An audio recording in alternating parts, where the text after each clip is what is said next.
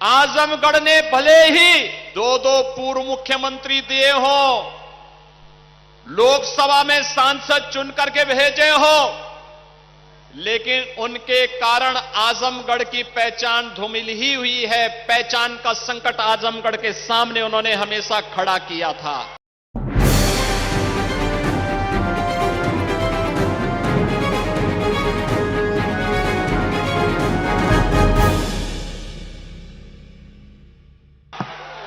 भारत माता की, भारत माता की, भारत माता की, वंदे वंदे वंदे।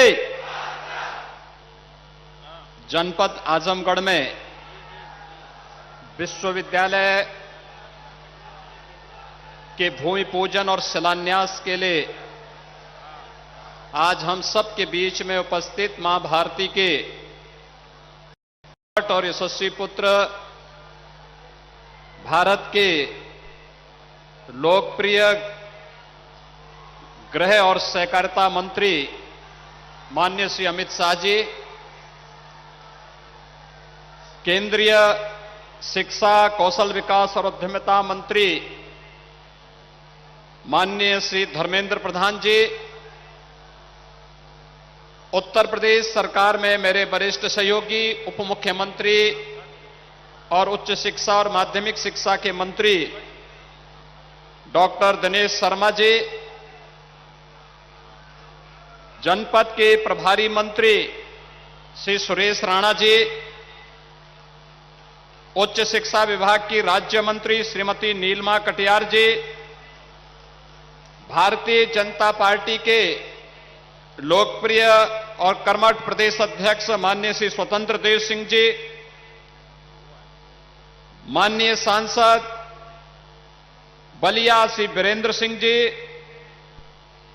माननीय विधायक श्री अरुण कुमार यादव जी, विधान परिषद के माननीय सदस्य श्री यशवंत सिंह जी, विजय बहादुर पाठक जी, पूर्वांचल विकास बोर्ड के उपाध्यक्ष नरेंद्र सिंह जी, माननीय सदस्य राज्यसभा श्री विवेक ठाकुर जी, भारी संख्या में आज के शिलान्यास कार्यक्रम का साक्षी बनने के लिए आजमगढ़ के गांव-गांव से यहां पर उपस्थित आजमगढ़ के सभी उपस्थित भाइयों बहनों, आप सबकी ओर से मैं भारत सरकार के लोकप्रिय और यशस्वी गृह और सहकारिता मंत्री मां भारती के यशस्वी सपूत आदरणीय अमित शाह जी का हृदय से स्वागत करता हूं, अभिनंदन करता हूं।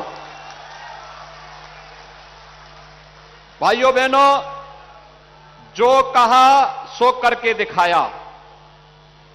आदरणीय प्रधानमंत्री नरेंद्र मोदी जी के नेतृत्व में पूरे देश के अंदर भारतीय जनता पार्टी नेतृत्व की सरकारों ने, न केवल केंद्र सरकार ने बल्कि राज्यों की सरकारों ने भी जनता जनार्दन के सामने जो बातें कही थी, अक्सर सह उनका पालन करते हुए उसे जमीनी धरातल पर उतारने का कार्य किया। भाइयों बहनों, आज इसी का परिणाम है कि दुनिया के अंदर भारत की प्रतिष्ठा बढ़ी है और 2017 में इसी उत्तर प्रदेश में आदरणीय प्रधानमंत्री जी के मार्गदर्शन में और माननीय श्री अमित शाह जी के नेतृत्व और रणनीति के तहत जनता जनार्दन ने भारतीय जनता पार्टी को जो समर्थन और सहयोग किया था, आज उसका परिणाम है आजमगढ़ ने भले ही दो दो पूर्व मुख्यमंत्री दिए हो, लोकसभा में सांसद चुन करके भेजे हो, लेकिन उनके कारण आजमगढ़ की पहचान धूमिल ही हुई है। पहचान का संकट आजमगढ़ के सामने उन्होंने हमेशा खड़ा किया था।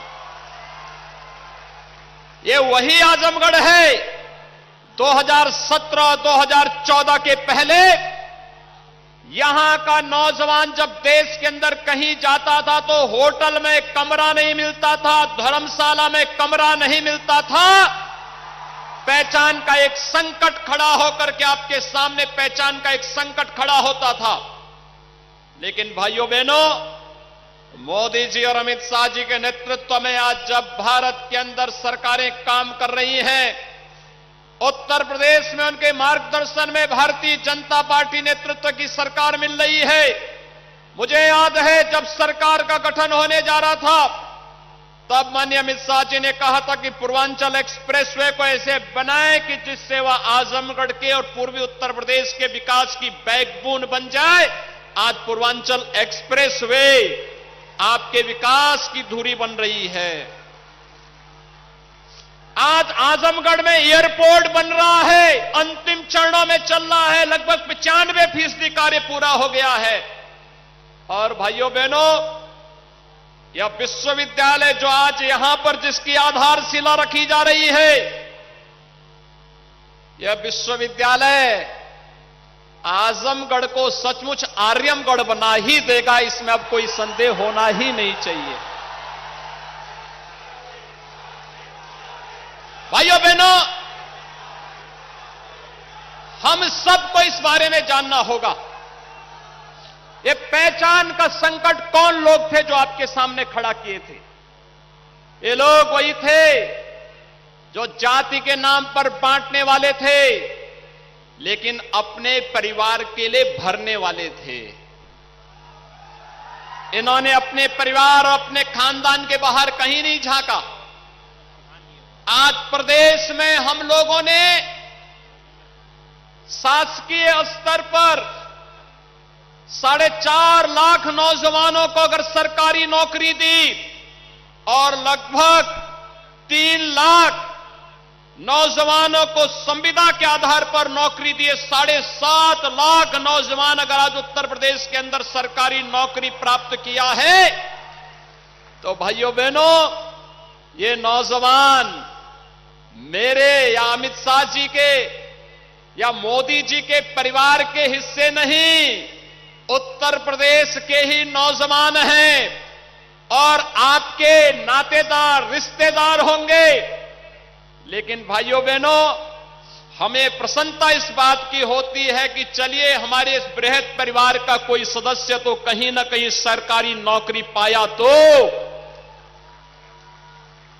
लेकिन पहले होता क्या था, नौकरी निकलती थी और नौकरी के साथ ही महाभारत के सभी रिश्ते निकल पड़ते थे वसूली में। कहीं चाचा है, कहीं मामा है, कहीं भांजा है, कहीं भतीजा है, ये सभी निकल पड़ते थे।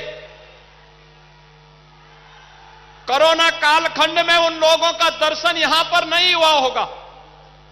मैं आजमगढ़ वासियों से पूछता हूं कि आपके सांसद कोरोना में आपका हालचाल लेने आए थे? वे फिर भी नहीं आएंगे। चुनाव की सुगबगाहट होती है तो ये लोग भी कभी कभी आपके बीच में आएंगे, फिर गुमराह करके चले जाएंगे। भारतीय जनता पार्टी ने जो कहा था सो करके दिखाया है। और भाइयों बहनों, आज यही कहने के लिए हम लोग आपके बीच में आए हैं कि मेरे लिए तो हार्दिक प्रसन्नता की बात है, क्योंकि आजमगढ़ हम लोगों के कार्य क्षेत्र का एक हिस्सा रहा है। आप याद करिए, 2007 में यही आजमगढ़ में मुझ पर हमला हुआ था और तब मैं यहां पर आया था।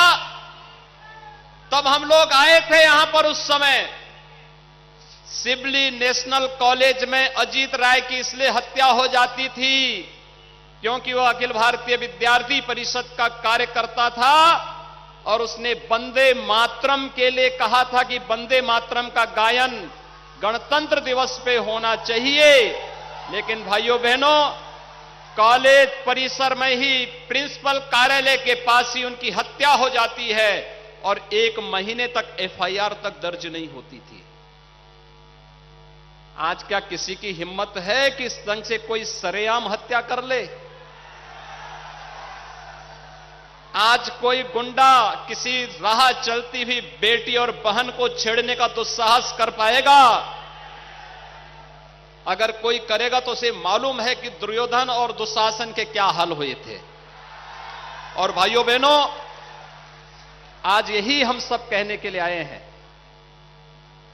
विकास का हो, सुरक्षा का हो, गरीब कल्याण का हो, कोरोना कालखंड में कितना अभूतपूर्व कार्य प्रधानमंत्री मोदी जी के नेतृत्व में इस देश ने किया। सर्वाधिक प्रवासी कामगार और श्रमिक आजमगढ़ जनपद में भी आने वाले हैं। वे सभी यहां पर आए थे। 1 लाख से अधिक संख्या आपके जनपद में आई थी। लेकिन उन सबको सुरक्षित घरों तक पहुंचाना, भारतीय रेल ने फ्री में उनको यहां पर पहुंचाने की व्यवस्था करना, उत्तर प्रदेश परिवहन निगम से उन्हें पहुंचाने की व्यवस्था करना, उनकी फ्री में जांच, सभी लोगों के लिए फ्री में उपचार, फ्री में राशन की व्यवस्था, फ्री में टेस्ट।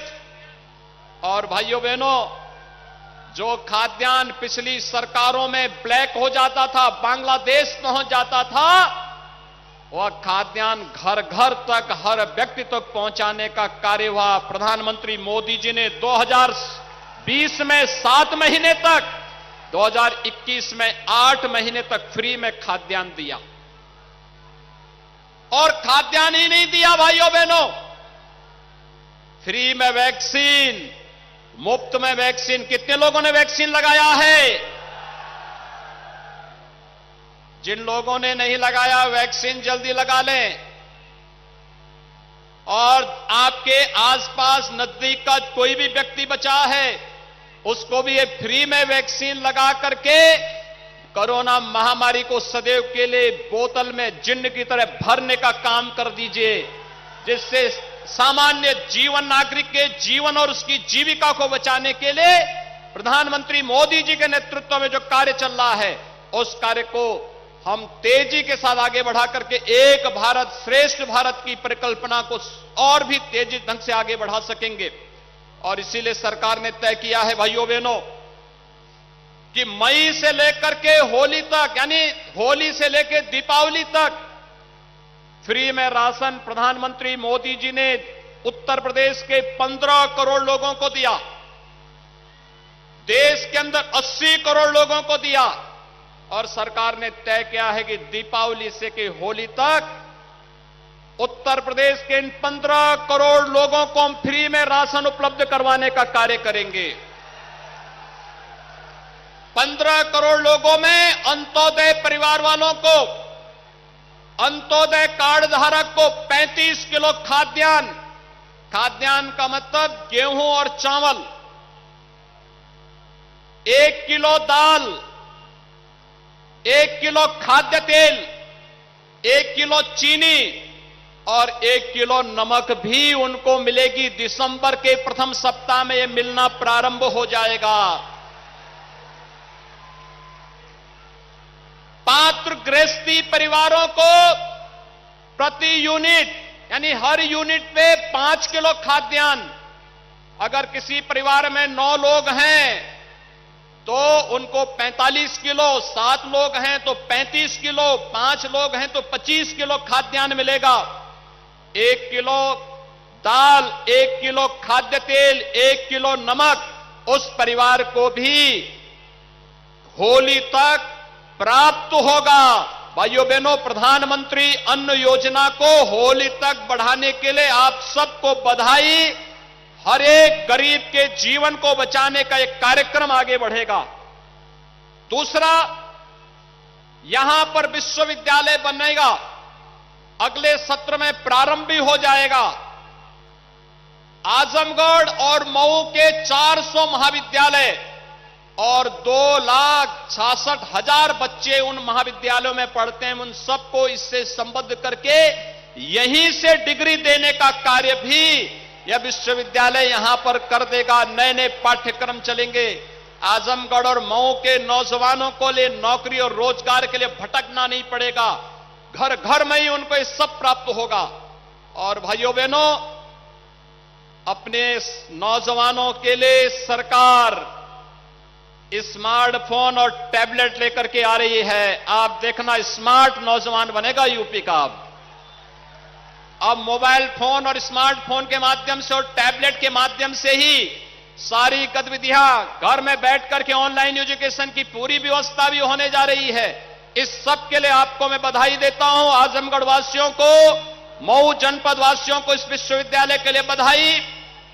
माननीय गृह मंत्री जी का आभार और हृदय से स्वागत और अभिनंदन करता हूं। माननीय धर्मेंद्र प्रधान जी का स्वागत और अभिनंदन करता हूं कि उन्होंने आज यहां पर यहां के आजमगढ़ वासियों के लिए समय देकर के इस विश्वविद्यालय की आधारशिला करने के लिए स्वयं माननीय गृह मंत्री जी स्वयं यहां पर पधारे हैं। आप सबकी ओर से मैं एक बार फिर से उनका हृदय से स्वागत और अभिनंदन करते हुए वाणी को देता हूं विराम। जय जय श्री राम।